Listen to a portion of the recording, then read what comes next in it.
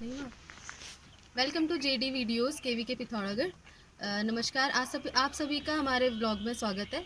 आज हमारे साथ डॉक्टर अलंकार सिंह एग्रोनॉमी के विशेषज्ञ हैं, जो वो आपको बताएंगे कि वर्षा जल संचय कैसे किया जा सकता है और हम गोबर की खाद, जिसे हम ऑर्गेनिक खाद कहते हैं, उसका उपयोग कैसे कर सकते हैं, उसको कैसे बना सकते हैं अपने घरों में। नमस्कार किसान भाइयों, मैं डॉक्टर अलंकार सिंह, कृषि विज्ञान केंद्र गैना एंचोली पिथौरागढ़ में कार्यरत हूँ। विषय वस्तु विशेषज्ञ सस्य विज्ञान के पद पर मैं कार्यरत हूँ। जैसे कि अभी बीच में जो है हम लोग आपके लिए जो भी अपना ब्लॉग बना के इसमें डालते रहते हैं, तो चुनाव होने के कारण हम लोग उसको बीच में आप लोगों तक नहीं पहुंचा पाए, नहीं डाल पाए इसमें, तो उसके लिए हम आप लोगों से क्षमा चाहेंगे। तो अभी क्या है कि आज मैं कुछ सस्य क्रियाओं के पे आपसे बात करूंगा। पर्वतीय क्षेत्रों में तो हमें किस प्रकार से अपनी खेती का जो है खेती से अच्छा उत्पादन लेना है।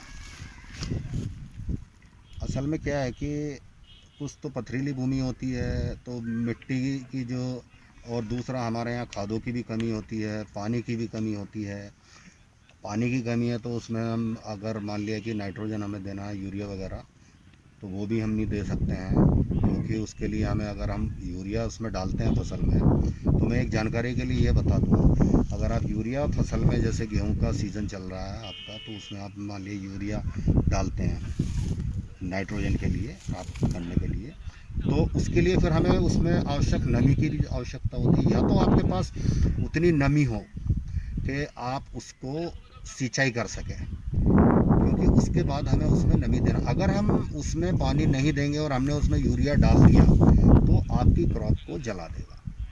ठीक। दूसरी चीज़ ये है कि ठीक है, इन चीज़ों का ध्यान, नमी ना होने का कारण ये हमारे हाथ में नहीं है, क्योंकि रेनफीड कंडीशन है, वर्षा पे आधारित खेती है सारी। लेकिन हम उसको सफल बनाने के लिए कुछ चीज़ें कर सकते हैं, जैसे कि हम कुछ टैंक बना सकते हैं इस प्रकार के, जैसे कि ये टैंक है, तो इस प्रकार के पक्के गवर्नमेंट की तरफ से, सरकार की तरफ से भी वो हमें सब्सिडी से किसान भाइयों को बना के दिए गए गाँव में, और अभी भी शायद मेरे हिसाब से इसमें कुछ सब्सिडी होगी। तो आप वो कृषि विभाग में जाके आप उसको पता कर सकते हैं कहाँ क्या सब्सिडी है, पॉली हाउस में क्या सब्सिडी है, पॉली हाउस लगवाइए। क्योंकि रेन फीड कंडीशन होने के कारण, वर्षा आधारित होने के कारण, सबसे अच्छा क्या है कि हम संरक्षित खेती की ओर जाएं।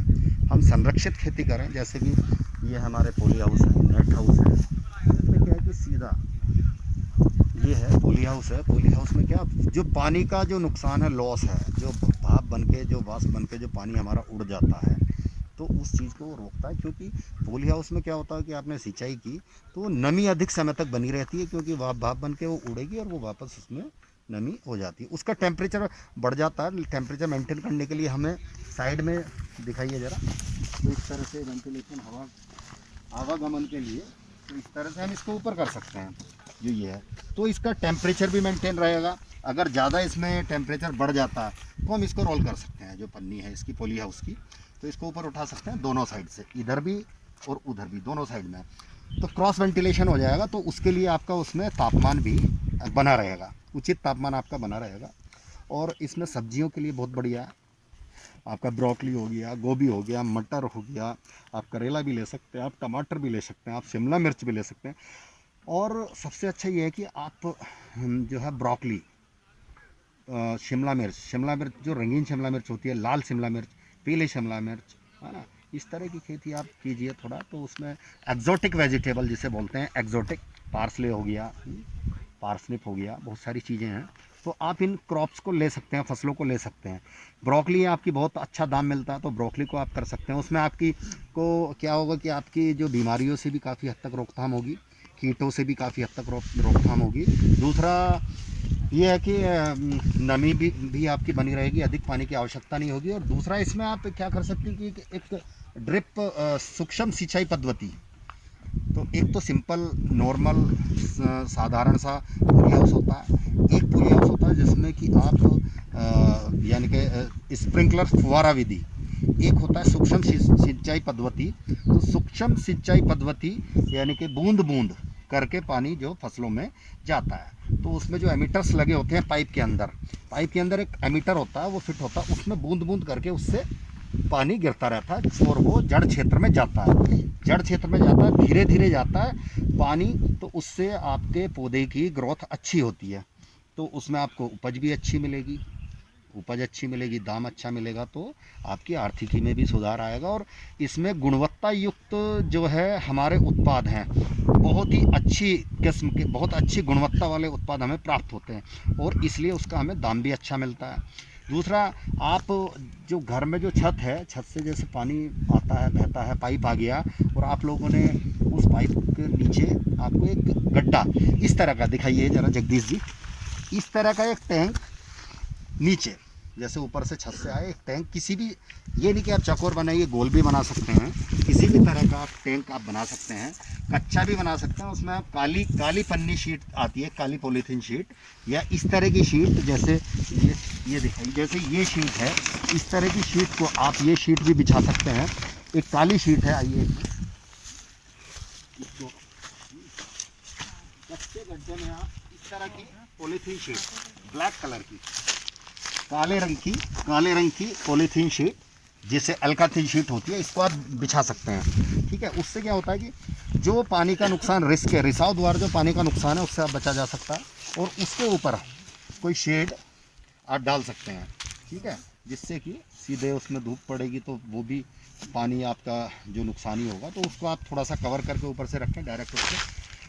तो कुल मिला के मतलब ये है कि रिसाव पन्नी बिछाने का, उसको अच्छे से आप लिपाई करके, अल्काथीन टैंक बोलते हैं उसको, तो उसमें जब आपको पानी की आवश्यकता होती है, टिलरिंग स्टेज में कल्ले फूटते समय पानी की आवश्यकता होती है, तो कुछ जो क्रिटिकल स्टेज होती हैं, तो उसमें जो पानी हमें फसलों को देना होता है, तो उसके लिए हम इस टाइम पे अगर हम रूफ वाटर हार्वेस्टिंग, जो छत का पानी को एकत्र करते हैं, जो भी हमारे खेतों में जहाँ से ऊपर से ढालदार से ऊपर से पानी आता है, तो जगह जगह पे हम उसको अगर उसमें टैंक बना लें, टैंक बना के, तो ये थोड़ी सी हमें मेहनत का काम है, लेकिन उस टैंक बनाने से हमें ये फ़ायदा होगा कि हम समय समय पे अपनी फसलों की सिंचाई कर सकते हैं, और उससे जो फसलों में होने वाला नुकसान है पानी की कमी से, उससे काफ़ी हद तक बचा जा सकता है।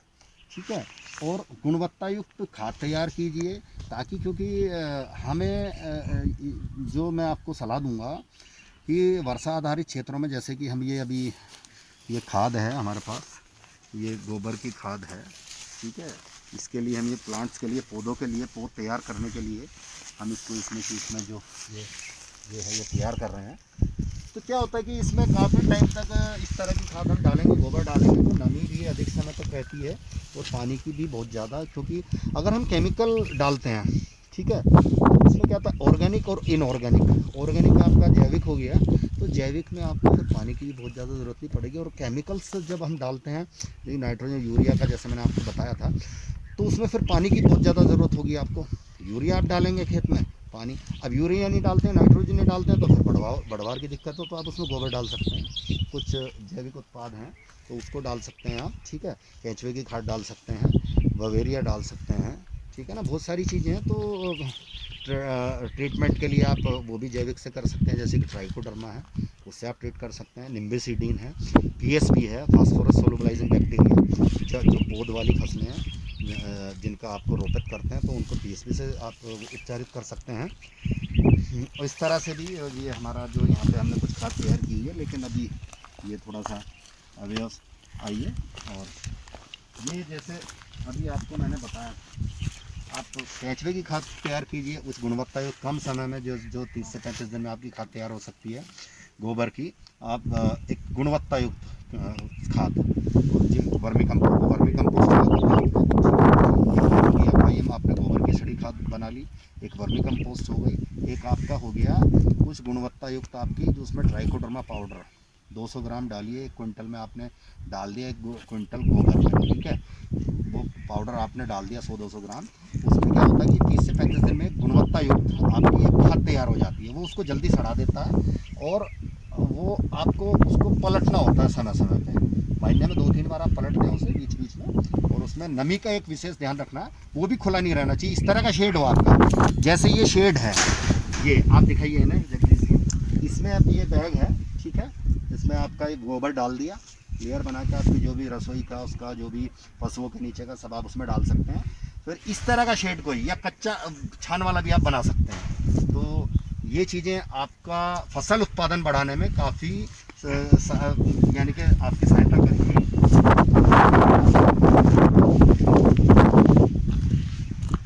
ये नेट हाउस है तो इसमें भी आपका जो सूरज की जो डायरेक्ट सीधा धूप नहीं पड़ती है तो फसलों में इसमें भी काफ़ी हद तक अच्छा उत्पादन होता है और छोटे छोटे जो कुछ कीट हैं उनसे बचा जा सकता है, फसलों को नुकसान से बचाया जा सकता है।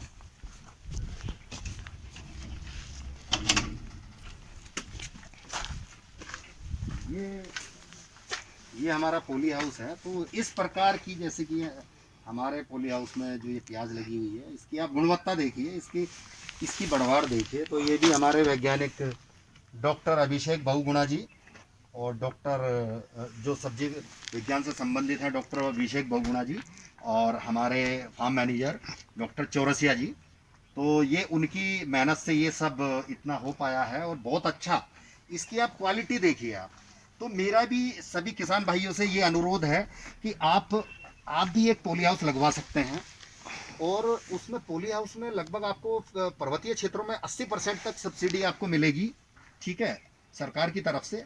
तो ये भी उद्यान विभाग में जाके आप उसको थोड़ा इसकी जानकारियाँ लें, योजनाओं की जानकारियाँ लें, जागरूक बने कहाँ आपको क्या मिल रहा है, ठीक है।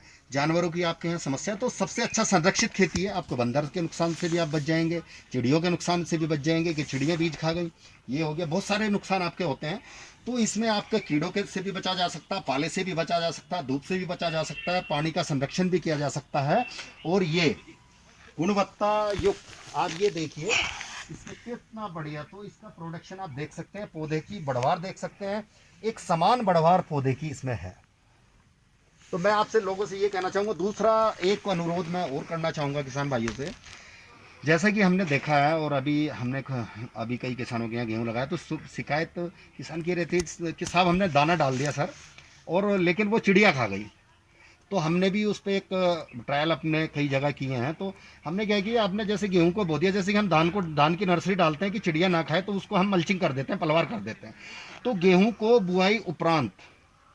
बुआई के बाद गेहूं की भी मल्चिंग की जा सकती है और उसमें अधिक समय तक नमी बनी रहती है। कम सिंचाई की आवश्यकता पड़ेगी, अगर आपकी बारिश हो रही है, आपकी नमी है, आपने पानी दिया, वो अधिक समय तक आपकी उसमें नमी भी बनी रहेगी, तापमान भी उचित बना रहेगा, जो कि आपको जैसे घास इत्यादि से आप कर सकते हैं, धान की पुआल से आप कर सकते हैं। सबसे अच्छा जो घास है हमारे पहाड़ों में, जो ये घास है, इस घास से आप बहुत अच्छा कर सकते हैं और इसको ढक के उसमें उचित नमी भी बनी रहती है, उचित तापमान भी बना रहता है और बीज को चिड़ियों से बचाया जा सकता है। हमने खुले में भी लगाया और हमने मल्चिंग करके भी लगाया। तो मल्चिंग वाले में हमारी बढ़वार का जो प्रतिशत था वो दुगने से भी ज़्यादा था और जमाव प्रतिशत भी हमारा 90 से 95% तक था। और जो खुले में हमारा बीज हमने लगाया उसमें लगभग 40% 50% उसमें जमाव प्रतिशत था। धन्यवाद। तो कैसा लगा आपको आज का हमारा ब्लॉग? अगर आपको हमारा ब्लॉग अच्छा लगा तो इसमें लाइक करें, कमेंट करें और सब्सक्राइब करें। थैंक यू और मिलते हैं आपको अगले ब्लॉग में।